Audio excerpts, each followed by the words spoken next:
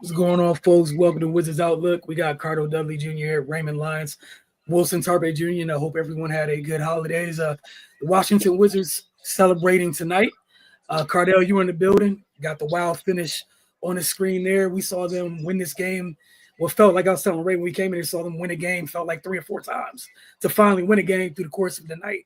That said, if you want to just talk through this sequence here while being in the building and get your thoughts on the game, then we'll move to Ray's take on it as well. Hell of a game, hard fought game. Some great plays, some outstanding plays, some head scratching plays, which you would expect from two young teams trying to figure it out. But down the stretch, the Wizards made a couple more plays than the Hornets. It's as simple as that. Jordan Poole had just missed a three when they were just, down one, and I'm like, why are you going for a three right there when you're just down one? Try to get the two, but whatever. They came back, they had another opportunity, and this time you get the go ahead three. To put them up two. And with the Hornets, and they were saved prior to that because Sarr had a tip in, which was originally called offensive interference. So when it counted, they did the review, and then they saw that he clearly tipped in, which is a testament to what we've been saying the last few weeks about him learning how to impact the game in many ways. Him not stopping early in the season. I'm not sure if he's around to even get that tip in. I think he's out on the perimeter watching. So that shows him to get acclimated with the NBA game and understanding, like I said, the many ways he can impact the game. Because that tip in was huge. Without that tip in and extra effort, they probably lose this game. But even with Poole, he hit the three. Hornets come down, they miss, and Champagnie, big offensive rebound, big offensive rebound. They try to strip it, and in the process, Green fouled him. So that sent him to the line. He made 1 or 2. That put him up. Put him up three with like 1.4 seconds or something like that left. And Bridges threw a prayer that looked like it was on target, but it fell just short, and they were able to hold on and get their second win over the Hornets in like a week or so. So, you saw in this game from the Wizards, you saw the ugly Wizards, what we've been seeing throughout the season, where it's just like, what are y'all doing? But then you see flashes of the potential of what these young guys could be down the line, once they learn how to put it all together consistently. You saw that as well in this game. You saw both. And that's what made it kind of exciting, honestly. It was just like a roller coaster. And on the flip side, on the other side of the court, the Hornets are experiencing the same thing. So they're trying to figure it out. Got a bunch of young guys trying to figure it out, and you see flashes of their potential, but you also saw the head scratching plays as well from them. So, look, man, it was a great back and forth. The Wizards they were up damn near 20 early in the third, and they allowed the Hornets to make it a game. And I think that's what I mean by being young. They kind of came out in the third quarter like a days ago where they thought the game was over because of what happened last week, and they should know better. The game is never over, especially with the volume of threes that the Hornets take. And, LaMelo got going. Bridges had it going all night. Like, he started out the game just torching them. Brandon Miller got it going. Then Mark Williams woke up. And then now, next thing you know, they're in the game. I like that lineup of what Keith was doing, where he had the offensive lineup and the defensive lineup down the stretch. And the defensive lineup did not involve Jordan Poole, who ironically was the hero on the offensive end. But he did get in on the offensive end. And also on the offensive end, he had Malcolm Brogdon in there to make sure they get a good shot and control things so they can try to win this game. All in all, man, look, Wizards made just a couple more plays to pull it out, man. They shot the same amount of threes. The Hornets made a couple more. The Wizards, ironically, got to the free throw line a lot more. They made 21 to 28. And one thing they did that helped their cause tonight, they took care of the ball. They only had 11 turnovers, where the Hornets had 19. And with that being said, they still only won by 3. So it just goes to show you how the little things add up as the game goes along, and it is big and it's vital for you when you're trying to win. Ray, your take on this wild finish tonight? Yeah, they definitely took us through the ringer. Like Ardell said, man, I think in the third quarter they kind of took their foot off the gas a little bit, and and the Hornets took advantage. But kudos to the Wizards for being able to close. We talk about margin of error. It was a little bit higher tonight because they took care of the ball. They only had 11 turnovers. If they are at their average, I think they average about 16 to 17 a game. And to give up a few extra possessions that the Hornets could have used, they probably lose. So yeah, man, I think that was a big part of the success. Yeah, they put up 68 points in the first half and only had 5 turnovers. Just completely in control of the game, playing good, solid offense. But yeah, the Hornets they came out in the third quarter looking to make a fight of it, and they did. Yeah, as you can see, it just came down to the final moments. And yeah, those they definitely had me scratching my head. I think it was Poole took a long three and airballed it, and then Kispert came right back and took a long three and missed badly. And I'm like, here we go. But they stuck in it. They got to stop when they needed it, and then Sarr with the big tip in, and then Jordan Poole came back and hit the go ahead three. So yeah, man, this what you want to see from them. They're young, they're trying to figure it out, but just compete and be as consistent as you can. That's all you can really ask at this point. But yeah, they had some contributions off the bench. I think they just played well as a team throughout the entire game, and yeah, they got one in the win column. Yeah, I think you guys took care of it all. It was just wild, the highs and lows of this game.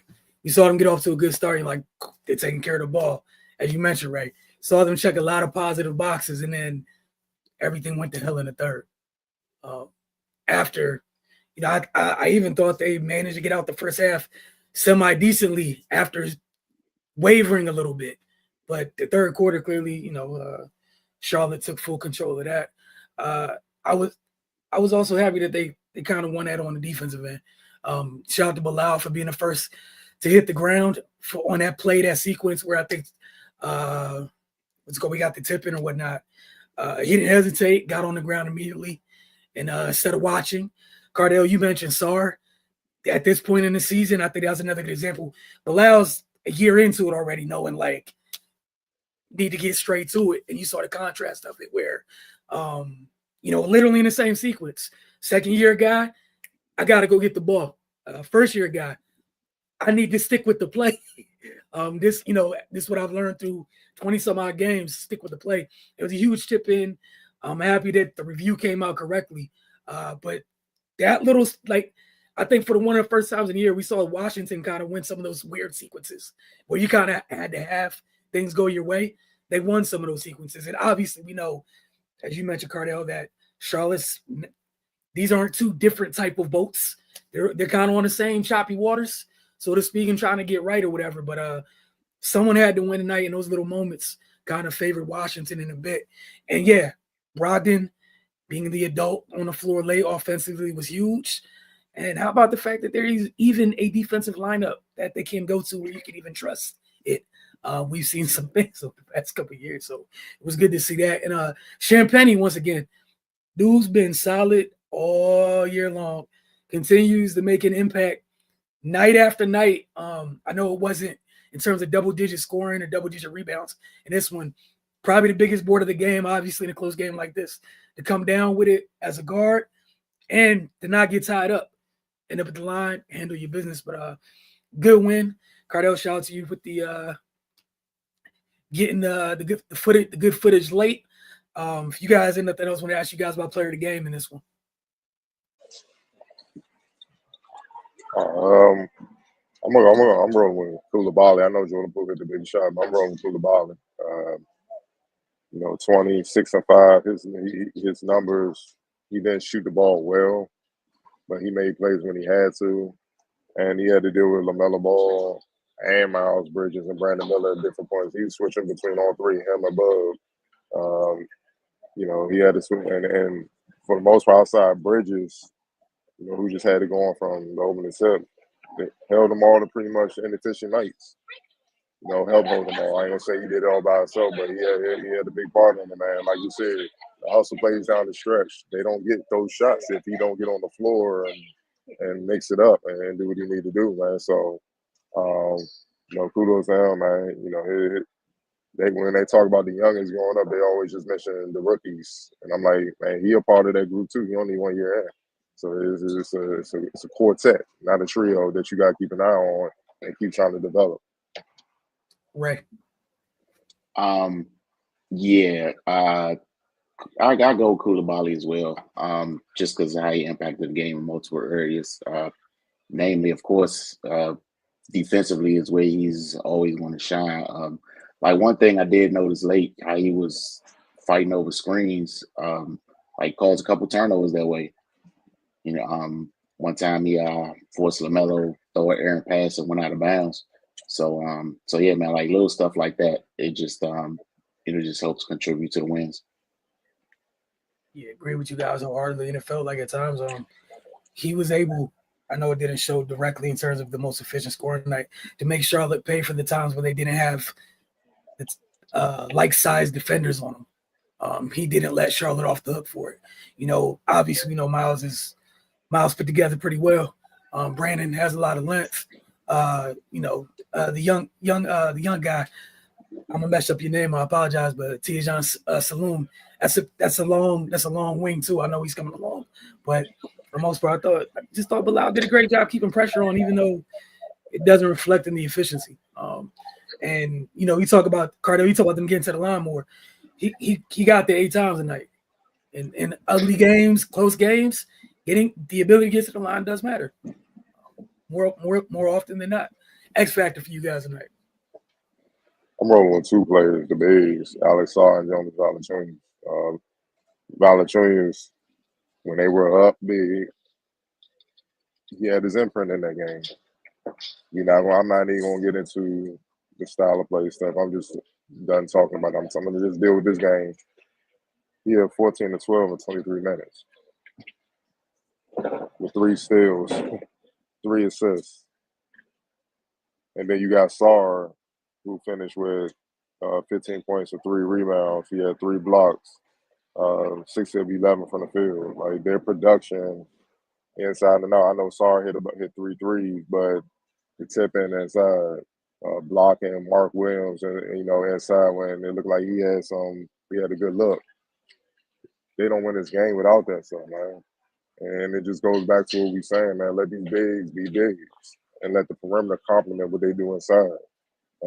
Because you can't have 5 guys out. It's hard to win like that. You know what I mean? And you got to have somebody that makes it up. Because think about it, if they had those bigs and they had a bunch of guards out there, Mark Williams would have ate them up. My man had 16 and 8. He was trending that way on 8 of 11. He'd ate them up. You see what I'm saying? So, and Nick Richards, they gave it to Nick Richards as well, man. So think about it. Between those two, that's 29 points and 15 rebounds. Between your starting center and your backup center. Can't ask for much more. Right. Yeah, I was going to give a group award as well, but I was going to go with the reserves. They came in and handled the Hornets reserves, man. Yeah, that was another big difference in the game. They outscored them 37 to bench points. Yeah. You talking about bench points? Yeah. 38-20. 38-20, yeah. Washington. So I mean, plus 18 for the reserve. So but yeah, that's a great point about Sarr as well. I think he's definitely starting to come into his own, realizing where he can make the most impact at this level. And a shocker that a 7-foot player can be impactful around the rim on both ends of the floor. Sometimes it's just really simple, but yeah, man, definitely a good effort from Sarr and the Wizards bench tonight. Yeah, I'm gonna accept both of y'all answers and act like I helped on a group project. Look, man, JV and Sarr were huge. How many times have Charlotte come in here the past couple of years? And the duo of Mark Williams and Nick Richards had a hellacious impact on Washington. I know, to a lot of folks nationally, aren't checking for that game or whatever. But there's been many times the last couple of years we've come on here after they've played Charlotte, and we're talking about what that duo did to Washington, some shape, fashion, or form. It's one of the few times where it's like, all right, Washington's bigs gave that back to them. It gave that back to them in in the same type of way. And even with Nick Richards, like they held Nick Richards kind of quiet. Mark Williams got stuff done, but Nick didn't have the type of impact he typically has against Washington. And who knew? Like you said, Cardell, you let bigs be bigs. They kind of impact games and shift things. Down the stretch, Mark Williams is pretty good at hitting offensive glass and putting him and his defender into the basket. Alex Sarr, I know he didn't have a bunch of rebounds, but he said no quite a bit to Mark Williams down the stretch, and it matters. And JV's that's a large man, bro. There's not a lot of people in the league can deal with that. That's a large individual. And like you said, how many times this season we come over here and been like, hey, in X amount of minutes, Valanciunas had a double-double. Right. And it's just a matter of how much damage he caused in a really short time. It's like bull in China shop every time. Both of the Hornet centers each had 4 fouls apiece. That's because Valanciunas was leaning on, like him and Richards was mixing it up all the entire time he was on the floor. They was going at it, man. He had little chippy fouls and stuff like that. And I'm like, Nick, you ain't gonna win that, man. You gotta play smarter. And they say, 4 fouls, you had to sit down. You know what I'm saying? So you only play 15 minutes, and that limited him. But yeah, man, you gotta maximize your size, man. That's your advantage. Just like a little guard's advantage is his speed, his quickness. See what I'm saying? You taking away your advantage when you try to play cater to a style someone smaller than you as a big man. It just is what it is. No matter how athletic and gifted you are. What's up, man? What's up with you? Up next for Washington, they got back-to-back home games over a couple of days. They take on the New York Knicks. Y'all watch the Knicks on Christmas Day. Y'all already know what type of time they're on. Kel Bridges had quite a lot of fun on Christmas Day. But watch the tall task. They got the Knicks on Saturday. Then they got the Knicks again on Monday. We talked about what January looks like already for Washington, and they are not slow rolling into it at all. But again, good win tonight. Great talking with y'all. We had a couple comments before we get out of here real quick. Lizzie Baby had this to say. I love what the Wizards did as a team, but JP13 and Champagne showed up in clutch time. Also added, it feels good to be back in the win column in DC. I forgot what it feels like. I like when they play with pride. Shouldn't you always play with pride? I'm just go figure. I just thought that was a prerequisite. Being a professional. There was a time. You always play with pride. There was a time, and I'll leave that at that. There was a time. We appreciate y'all. Have a good evening. We'll check in with you guys Saturday night after the first of 2 bouts with the Knicks this extended weekend.